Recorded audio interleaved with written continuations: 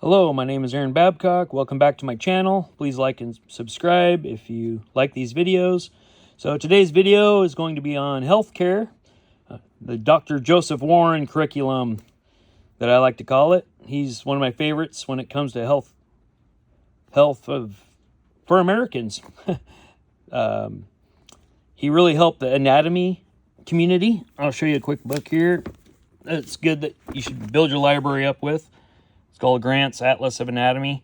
And why it's good to have these books, this shows a lot of good pictures of the human body, and it defines a lot.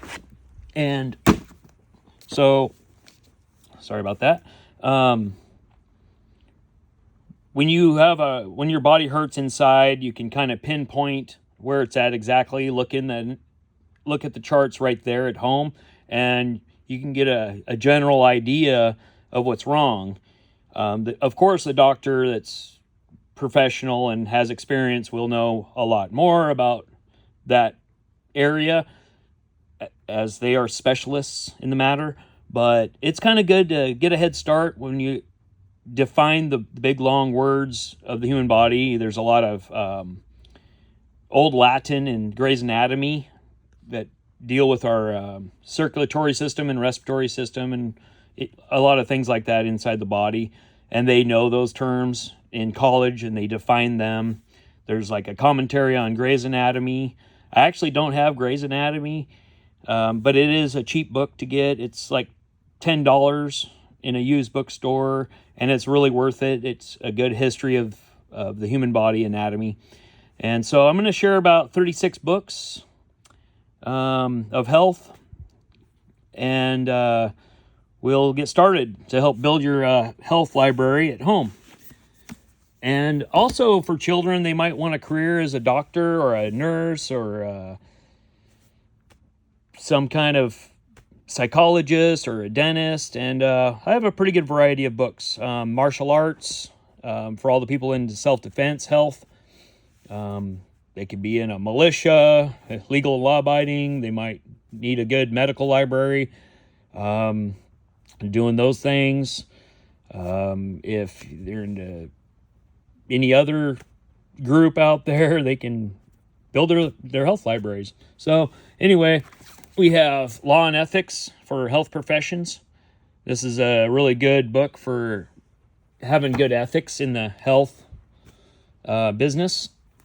We got Linda Page's Healthy Living, I'm sorry, A Guide to Self-Healing for Everyone. That's a really good book to have. So, and we have Sexually Transmitted Diseases. A physician tells you what you need to know. This book has almost everything in it. I remember in middle school when they showed us the pictures of that stuff, that I was pretty scared, but I stayed healthy, thank God. Okay, so we have the Medical Desk Dictionary, and this is very important to have dictionaries at home to save you money. It's all about saving money in healthcare costs. So if you kind of get an overview of these big giant words in definition, you can get a head start on your doctor a little bit, and it may save you money in the investigations of what might be wrong. The American Medical Association Family Medical Guide is a good book to have. You got your Mosby's Medical Dictionary. It's a really good dictionary to have. And then you got your American Medical Association Encyclopedia of Medicine. So, it has symptoms, diseases, drugs and treatments, and all that good stuff.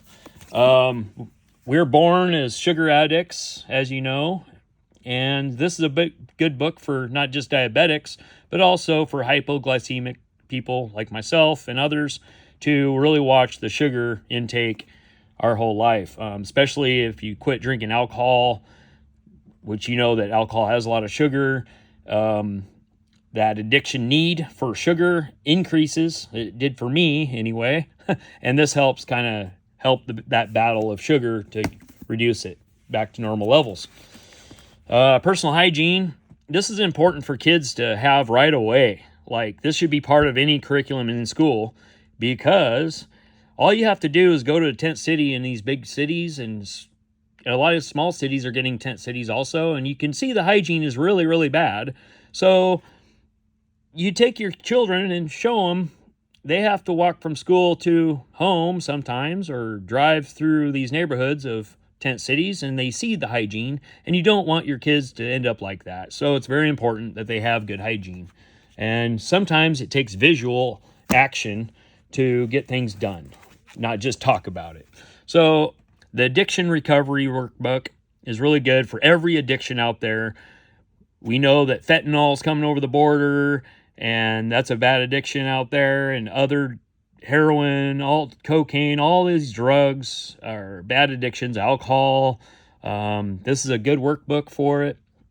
And it kind of covers every kind of addiction. Sex addiction could be in here. Everything is very addictive out there.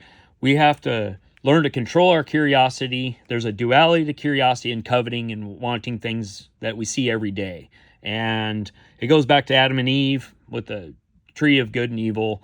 They had to walk by that tree. They were told not to eat it. They were curious about it, and they coveted because they walked by it. It's just like that with addictions.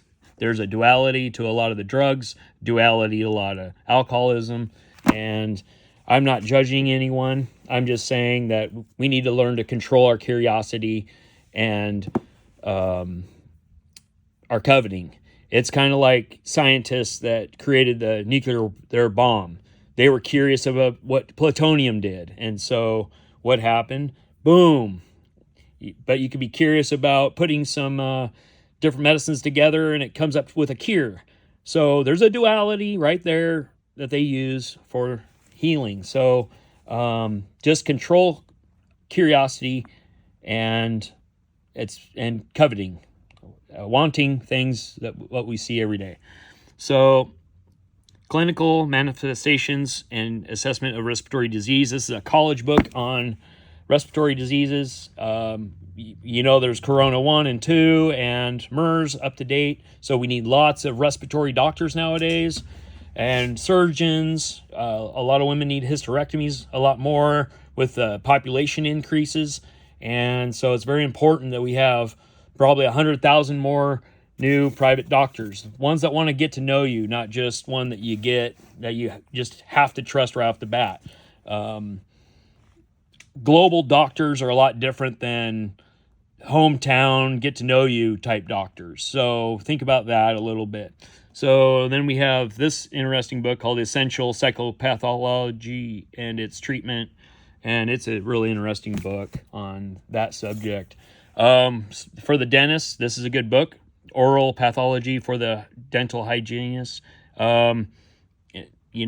You can see a lot of bad teeth, but then it can also become really good teeth. And that's the whole victory of really learning about the oral hygiene. So then we have Strong Women, Strong Bones is a really good book for women. It's very important on calcium and the hormone replacement therapy and all that. So that's a good book for the library. So then we have anti-anxiety diet. A lot of people have a lot of anxiety these days, and some of these natural foods will help combat that. It doesn't hurt, and it's a really cheap book to have. This is Complete Idiot's Guide, Eating Smart. Believe it or not, there's very smart things in this book, and it's a really cheap book to get. You could even find it at a Goodwill or a used bookstore for really, really cheap.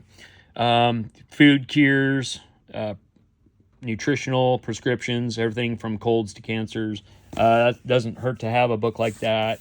The textbook of medical, surgical, nursing. Reading some of these college books ahead of time before you go to college, getting a head start on what you'll be learning will increase your grades to be better because you know ahead of time what they're going to be teaching. So it's good to pick up a few college books from a used bookstore for $1 or whatever, and you'll save some college money too, which would reduce the college debt. So think about that, everybody. And so I'm going to return back to Joseph Warren for a moment because he is the head. Awesome guy.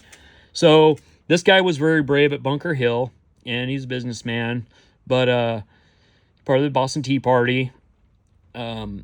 They were overtaxing everybody, digging in everyone's wallets really deep. But he was also brave on saving people from smallpox. You know, if you have very few doctors out there and you kill a doctor that's earned respect, it is gigantic.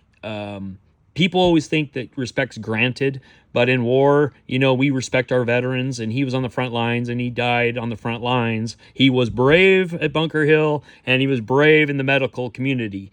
And it was illegal to have bodies to do science on for anatomy, and he went around that and started anatomy. And this guy is very successful, and it's a really good book to have. I think every medical doctor in America should have this book and keep our American tradition strong in science and health and private doctors, and just never give up on that right to privacy. You know, these big oil barons, they make a lot of money in war, so they do Patriot Act where they do surveillance and they really cut into our privacy. Big Pharma tries to cut in privacy at home so they can know what everyone's doing to keep the prescriptions going and make billions of dollars off anti-privacy profiteering. And you got to think about that. I'm not saying the whole group of Big Pharma and Big Oil does that, but there are some that do. They profit off anti-privacy laws, and that's where that medical law ethics comes in.